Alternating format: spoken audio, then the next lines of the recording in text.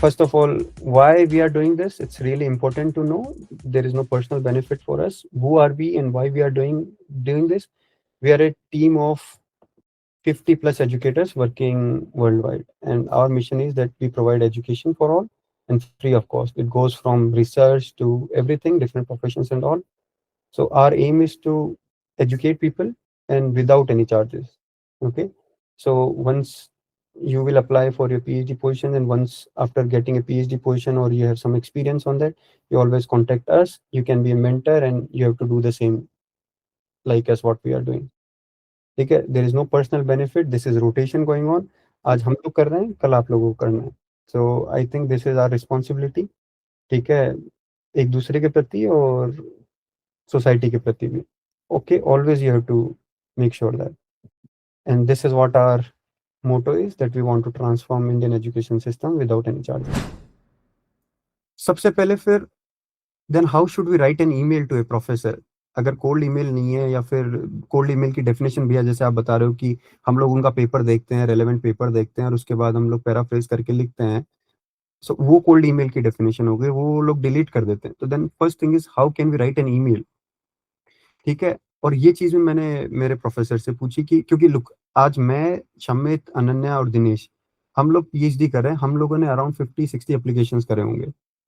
But एक professor का perspective point of view बहुत जरूरी है, पर्सपेक्टिव बहुत जरूरी है, क्योंकि उनके पास शायद ये 60-70 एप्लीकेशन मंथली आ रहे होंगे या वीकली आ रहे होंगे. तो वो अपने से बहुत ज्यादा ईमेल्स देखते हैं. तो वो ईमेल में क्या देखना चाहते हैं, is a really good perspective to have on. कि आज मैंने, शमित ने, अनन्या ने और दिनेश ने कैसे पीएचडी के टाइम पे ईमेल किया था, we can definitely guide you on that. But हो सकता है कि हमारे पास भी उतना ओवरव्यू ना, उतना इंसाइट नहीं हो जितना एक प्रोफेसर के पास हो सकता है. So this is the exact question we can ask to our professors personally, and I did to my professor. Then I asked him, then how should I write an email to you? तो email चालू करते हैं सबसे पहले subject line से. ठीक है, be more specific on subject lines. ये मत लिखो कि looking for a PhD opportunity in your lab. This is very generic email subject. Never go for that. Always की रिसर्च अपॉर्चुनिटी इन दिस और कि पर्टिकुलरली कोर्स मेंशन कर दिया, या फिर पर्टिकुलरली कि फेलोशिप मेंशन कर दी कि रिसर्च अपॉर्चुनिटी वाया डेट फेलोशिप्स एंड ऑल. ठीक है, don't go for PhD opportunity और looking for PhD opportunity, prospective PhD opportunity. This is very generic, don't do that. ठीक है, प्रोफेसर जब ईमेल खोलता है, सब्जेक्ट आता है और लिखा हुआ रहता है पीएचडी अपॉर्चुनिटी और looking for a prospect PhD opportunity, एक बहुत नेगेटिव इम्पैक्ट क्रिएट होता है. ठीक है, कि शायद ये ईमेल 1000 लोगों को कर चुका है ये बच्चा. ऑलवेज मेक श्योर कि आपका सब्जेक्ट है वो समथिंग अराउंड उस टॉपिक पे भी रिवॉल्व करता है. कि जैसे अब मेरे को CO2 रिडक्शन पे इंटरेस्ट है, लेट्स अज्यूम करते हैं इलेक्ट्रोकेमिस्ट्री में. I would write research opportunity in field of electrochemical CO2 reduction, that's it. और research opportunity via DART fellowship in field of CO2 reduction, do that. ठीक है, so subject line should be more precise rather than generic. Then सबसे पहले एक crystal clear एक चीज, dear sir, never use dear sir और dear ma'am. Never use dear sir और dear ma'am, respected sir, respected ma'am. Wolfgang शुमान ने एक ही चीज बोली, अगर मेरे को डियर सर दिखता है तो इसका मतलब वो ईमेल 1000 लोगों को फॉरवर्ड हो चुका है. I don't read that email. Always go with A last name और फर्स्ट नेम. और यूजुअली इंटरनेशनल प्रोफेसर्स के साथ थोड़ा सा क्या होता है, कंफ्यूजन भी हो जाती है कि मेल है कि फीमेल है. एटलीस्ट मुझे तो होती थी.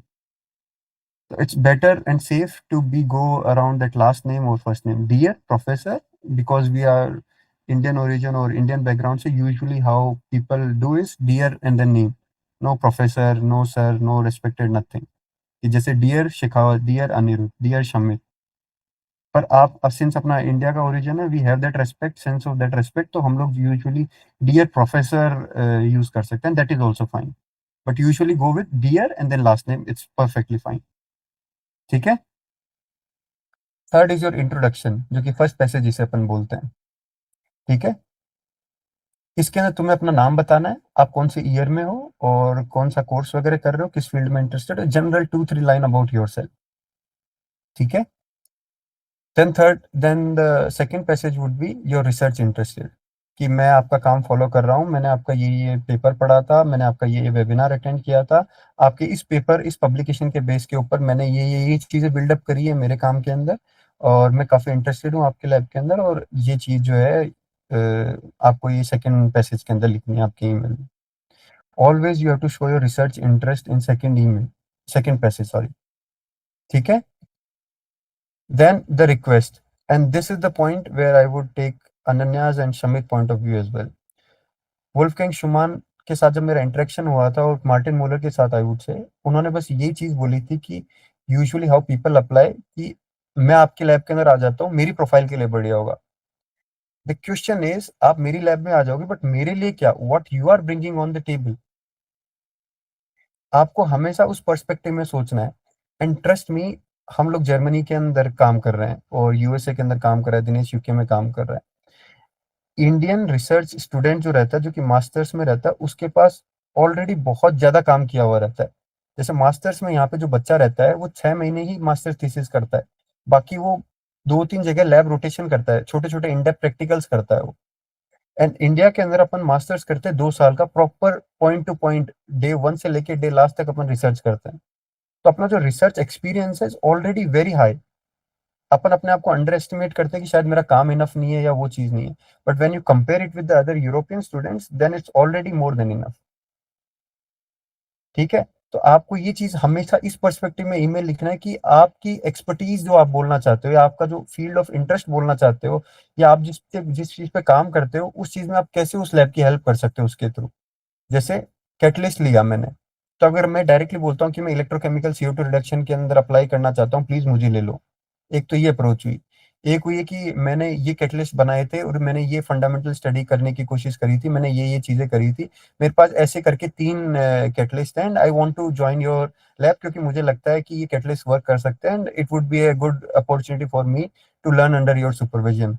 So I would request you for an possible opportunity via Zoom to have a meeting via Zoom call, or as well a PhD opportunity or something like that. कि आप लोग ये चीज बोलो उनको कि आप लोग जो है, आप ऑलरेडी काम कर चुके हो उस पोजीशन के लिए थोड़ा बहुत। एंड ऑलवेज थिंक कि आप टेबल पे क्या लेके जा रहे हो उनके लिए, what you are bringing on the table.